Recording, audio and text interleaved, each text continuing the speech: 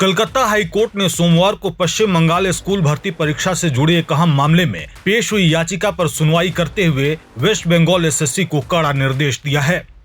मामले की सुनवाई कर रही न्यायमूर्ति अमृता सिन्हा ने आयोग को आदेश दिया कि वह एक विस्तृत हलफनामा दाखिल कर यह स्पष्ट करे कि भर्ती परीक्षा में कथित रूप से गलत प्रश्नों पर आपत्ति दर्ज कराने वाले अभ्यर्थियों से कितना पैसा वसूला गया। अदालत ने यह भी पूछा कि जिन प्रश्नों को बाद में वास्तव में गलत पाया गया, उन मामलों में उम्मीदवारों को कोई राशि वापस की गई या नहीं, और यदि की गई तो कितनी।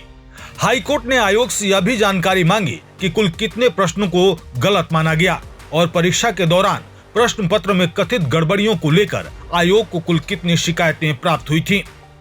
कोर्ट ने यह भी साफ किया कि पूरे मामले पर आयोग को 4 सप्ताह के भीतर एक विस्तृत हलफनामा दाखिल करना होगा, जिसमें सुनवाई के दौरान उठाए गए सभी सवालों का जवाब देना अनिवार्य होगा। सुनवाई के दौरान अदालत ने एक बेहद अहम सवाल भी उठाया। कोर्ट ने पूछा कि आखिर उम्मीदवारों से आपत्ति दर्ज कराने के लिए शुल्क लेने का कानूनी आधार क्या है।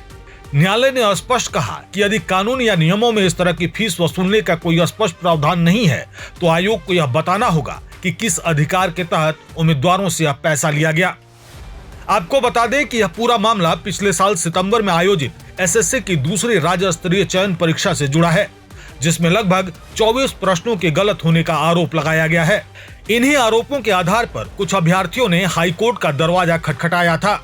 याचिकाकर्ताओं का आरोप है कि आयोग ने गलत प्रश्नों पर आपत्ति दर्ज कराने के लिए प्रत्येक प्रश्न पर 100 रुपए की फीस ली, जबकि इसके लिए किसी स्पष्ट कानूनी प्रावधान का कोई अस्तित्व नहीं है। याचिकाकर्ताओं की ओर से अदालत में पेश हुए अधिवक्ता फिरदौस शमीम ने दलील दी कि उत्तर पुस्तिकाएं देखने या उनकी प्रतियां प्राप्त करने के लिए शुल्क लिया जा सकता है, लेकिन क्वेश्चन पेपर में गलती पर आपत्ति दर्ज कराने के लिए शुल्क वसूलने का कोई कानूनी आधार नहीं है। याचिकाकर्ताओं ने यह भी तर्क दिया कि इस तरह की फीस छात्रों और अभ्यर्थियों के अधिकारों को सीमित करती है और वे गलत प्रश्नों के खिलाफ निष्पक्ष मूल्यांकन की मांग भी ठीक से नहीं कर पाते। अदालत ने इन सभी दलीलों को रिकॉर्ड पर लेते हुए एसएससी को निर्देश दिया है कि वह हलफनामे के जरिए यह स्पष्ट करे कि आपत्ति शुल्क वसूलने की कानूनी और प्रक्रिया संबंधी व्यवस्था क्या है। इस मामले में अगली सुनवाई अब 4 सप्ताह बाद की जाएगी।